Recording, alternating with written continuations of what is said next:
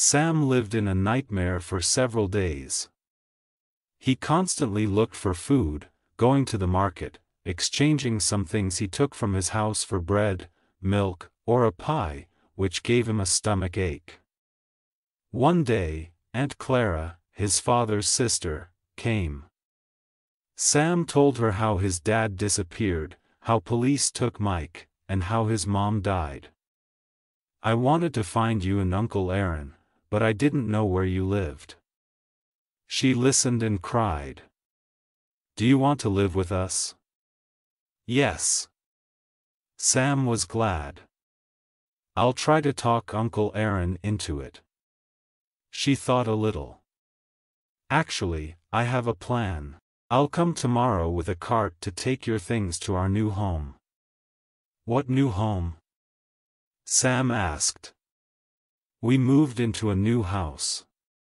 Don't you know that all Jews have to live in the ghetto now?" The next day, the cart came. Two grumpy men started to remove everything from the house and load it into the cart. Sam thought that they would take only his things, but they took everything. From their conversation, the boy learned that they were going to take it all for themselves.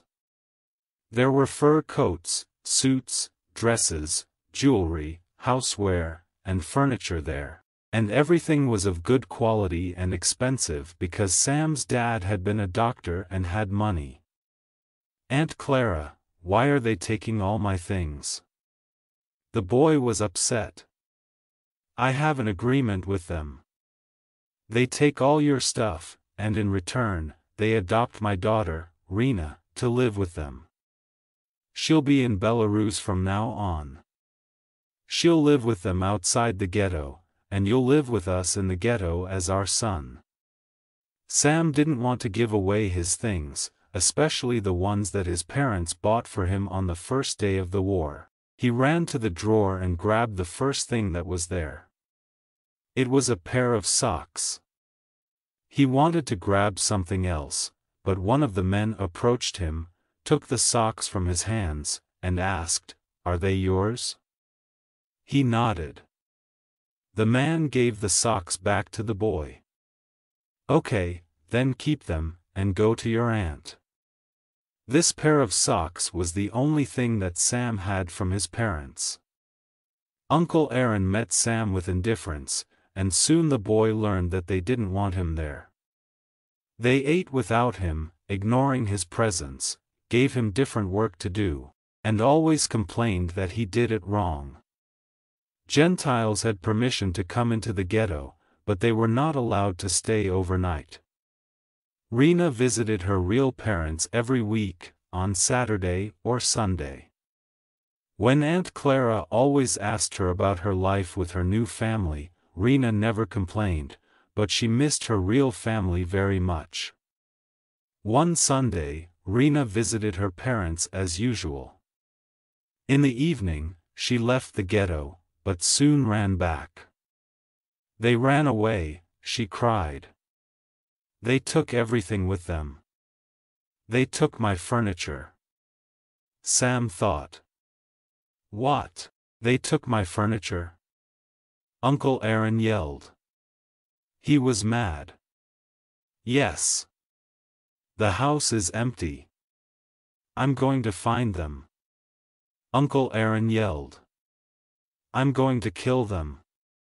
He wanted to run after them. "Aaron! Stop that!" Aunt Clara shouted. "You can't leave the ghetto without a permit, and it's too late to get it today. You'll try tomorrow." The next day, Uncle Aaron got the permit and went to Rena's Gentile parents' house. He knocked on the neighbors' doors, but they didn't want to talk to a Jew. Uncle Aaron didn't find anything new. Sam's things were gone. Rena became Jewish again and lived with her real parents. There was another special ghetto in Minsk that people called Ghetto Hamburg. The Germans deported Jews from Hamburg, Germany into this ghetto, therefore, only the German Jews lived there. Ghetto Hamburg was located next to the ghetto for the local Jews, where Sam lived. Strangely, Hamburg Jews came there on passenger trains, carrying a lot of their belongings, and the Germans didn't guard them. Hamburg Jews were rich in comparison to the locals. Also, they hated local Jews, accusing them of supporting Soviets and Hitler. There were no jobs in the ghetto, so the Hamburg Jews had to exchange their belongings for food. They knew only German and Yiddish and always needed a translator to negotiate the exchange with natives. Therefore, their wealth melted away by the minute, and soon they became much poorer than the locals. People gathered on the street that was the border between the two ghettos. Hamburg Jews brought their jewelry, household items, and other things. Locals came there too, offering translation services, because they all spoke Yiddish and Belarusian. Children were more popular because they were paid less, so Sam also made some money. Suddenly, the Germans started the extermination of Jews and carried out these actions non-stop. They killed the Hamburg Jews first and then the locals. At first, extermination actions were unexpected. But then, the guerrillas let Jews know the day of the extermination and what group of people the Germans planned to kill so that people could hide. An empty brick shell of a two-level house without a roof or windows was standing right next to Aunt Clara's house. "We could use this house as a hiding place," Uncle Aaron suggested, talking to Aunt Clara.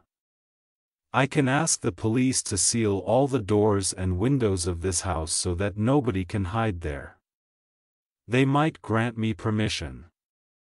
If you seal it, how could we hide in it? We'll dig a tunnel from our house." "Oh. It's a great idea, dear.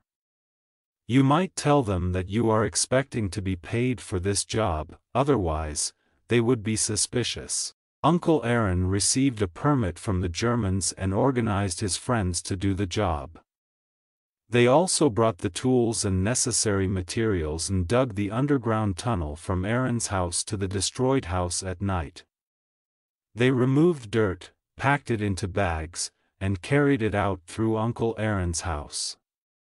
They worked in great secrecy, being afraid that others would denounce them to the Germans or local police because of jealousy or fear. The entrance into the tunnel was made underneath a furnace that was used for cooking between extermination actions. Sometimes, Uncle Aaron brought the police to his house so they could see the furnace at work.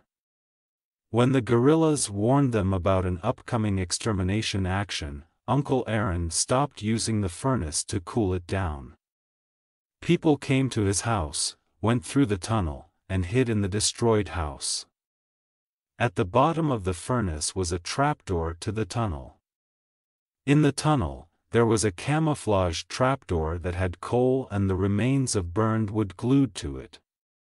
When everybody got into the tunnel, the last one replaced the regular trapdoor with the camouflaged one. The destroyed house could fit 15 to 20 people. There was no floor there, so people could only sit on the ground. There was no roof there, so most of the time the ground was wet and muddy because of the rain or snow. Later, someone brought some wooden planks, which were better to sit on than the wet dirt. However, people generally stood because it was hard to sit, while bearing the fear. Usually, an extermination action lasted for several hours, but sometimes for 2, 3, or even 4 days, and all that time, the people in hiding had to survive without making any noise. After several hours of standing in complete silence, they would lie down on wooden planks or wet ground in puddles or snow. They had to remain in absolute silence to prevent the police or the Germans from hearing them, and then, everybody would die. Sometimes, the Germans caught runaway Jews and executed them on the other side of the hiding house wall. People in hiding heard as these poor people begged for forgiveness, prayed, and wept, then shots, then the weak cries or shouts of the wounded that were not dead yet. Then, single shots that finished the job. Then came the sound of Germans walking away, and then there was silence again. Sometimes, someone among the people in hiding recognized his relative or friend that was executed. He cried silently, and the others grabbed him tight and were ready to cover his mouth in case he suddenly cried out loud in grief. Once, an extermination action lasted for several hours. The weather was dry and the sun was warming people up. There were 2 or 3 women with little kids among others, in the hiding place. Usually, the children behaved and were quiet because the whole terrifying atmosphere affected them. This time, a 2-year-old boy asked for a drink. Unfortunately, the people had ran out of water and were suffering from thirst. The extermination action lasted for too long. The mother tried to calm her child, but he started to cry. She held him very tight, desperately whispering something into his ear and covering his mouth with her palm, only letting him breathe through his nostrils. The child moved his entire body, trying to get out of her embrace. If she didn't hold him, he would scream from the bottom of his lungs. But even though she covered his mouth, he produced a weak mooing sound that was enough to be heard from the other side and cost them their lives. Everyone was afraid and got very nervous. Several men surrounded the poor woman, trying to take her child away from her. "What are they doing?" Sam asked Aunt Clara, whispering. "They want to kill him so that nobody else will be killed," she whispered back to him. The woman held her boy, unable to fight the men. Somebody covered the boy's nostrils, and the boy looked at everybody in terror. Several men grabbed the mother, also covering her mouth and nose so that she wouldn't produce any noise. Even though there were several men against one woman, she shook them with enormous force. Then, she got tired and quiet, and they let her go. Her face was dirty and tear-stained, and her dress was ripped. The man that held the child asked him whispering, "Are you going to be quiet?" The boy nodded, and the man let him go. "I just want to drink," the little boy said quietly, and before he produced another sound, the mother grabbed a rusty can from the ground, pulled her skirt up and her pants down with swift motion, pushed the can in between her legs and peed into it. Sam was shocked by what was happening in front of his eyes. He never saw a naked woman in his life, and was not able to take his eyes off her smooth big buttocks, stomach, and bent legs. The people stood quietly around her, and only a bubbling sound was heard. Then, she got up and gave the can with urine to her baby boy to drink, and he drank greedily. Sam was the only survivor among all those people in hiding. In one way or another, they were all killed.